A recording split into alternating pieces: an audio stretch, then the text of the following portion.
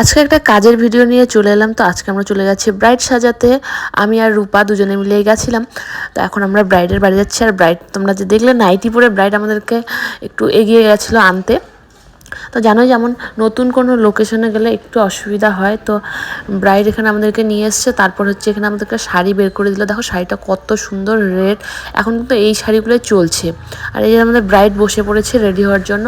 আর তোমরা জানো 2টোর সময় টাইম ছিল, যেহেতু কালকের হচ্ছে লগ্ন অনেক তাড়াতাড়িই ছিল, সেই জন্য 2টোর সময় টাইম দেওয়া হয়েছিল। কিন্তু ও আমাদেরকে বারবার ফোন করে বলছে, দিদি তোমরা একটু লেটে আসো, যেহেতু ওর কোনো নিয়ম হয়নি, তখনও হলুদ হয়নি গায়ে, অনেক কিছু হয়নি।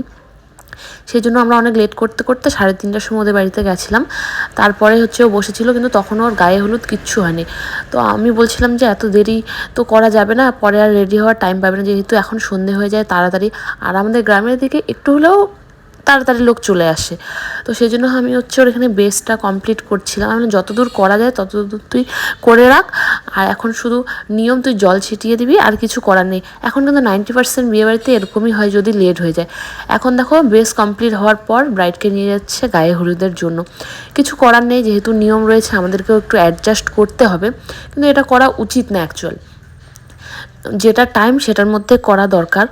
আর এতক্ষণ লেট হওয়ার পর আবার একটু রেডি করার পর হচ্ছে আবার একটু অপেক্ষা করো, এরকম কিন্তু করা সম্ভব হয় না, সবারই আমি জানি। খুবই বিরক্ত লাগে এই জিনিসগুলো, আমার তো খুবই বিরক্ত লাগে। তো এখানে ওদের হচ্ছে গায়ে হলুদের নিয়মগুলো করছে। আর ওকে আমি বারবার বলছিলাম যে তোর যাতে মুখে কোনো রকম জল টল না দেয়। তো ও এখানে কলাউয়ের মতো একদম বসে আছে, তোমরাই দেখলে। সবার স্পেশাল দিন, কিছু বলাও যায় না, যারা যারা সাজাতে যায় জানে।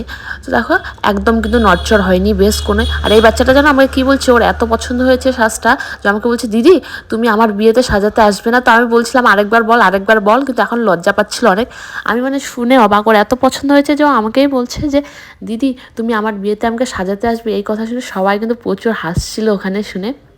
কিন্তু বাচ্চাটাও অনেক কিউট। একটা বাচ্চার যদি পছন্দ হয় সাজ, তাহলে তোমাদেরকে আমি কী বলবো। এখনকার বাচ্চা কিন্তু অনেক স্মার্ট, ওরা জানে যে কোন সাজে কেমন লাগে। আর দেখো এখানে আমার ব্রাইডাল লুক কমপ্লিট হয়েছে। এখন রিভিউটা শোনো একটু। কেমন লাগলো? খুব ভালো, সাজটা আমার খুব পছন্দ হয়েছে। তোর মনের মতো? হ্যাঁ। টাইম দিলে আরো ভালো হতো, আরো একটু মানে একটু কলকা টলকা বা অন্য কিছু করা যেত, হেয়ার স্টাইল একটু কম হয়েছে। একটা তোর এমনি পছন্দ তো তোদের বাড়ির সবারই? কম সময়ের মধ্যে অনেক কিছু হয়েছে, এর থেকে বেশি কিছু সম্ভব না নাকি?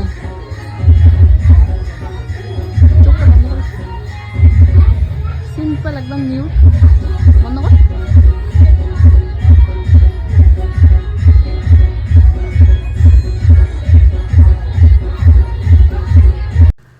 তো তোমরা শুনলেই রিভিউটা, কিন্তু আমারও মনে হচ্ছিলো যে আর একটু যদি টাইম থাকতো হেয়ারটা একটু ভালো করা যেত। এত তাড়াহুড়োর মধ্যে করা হয়েছে, তারপরেও আবার স্টেজে বসবে, সবাই চলে এসছে, সবাই বলছে যেমনই আছে তেমনই রাখো, কিন্তু আমাদের তো মন মানে না। তো যতটা পেরেছি করেছি, একটু কলকাটা আরও একটু ভালো করতে পারতাম, হেয়ারটা করতে পারতাম, কিন্তু কোনো ব্যাপার না, তবুও অনেক মিষ্টি লাগছে কিন্তু দেখতে।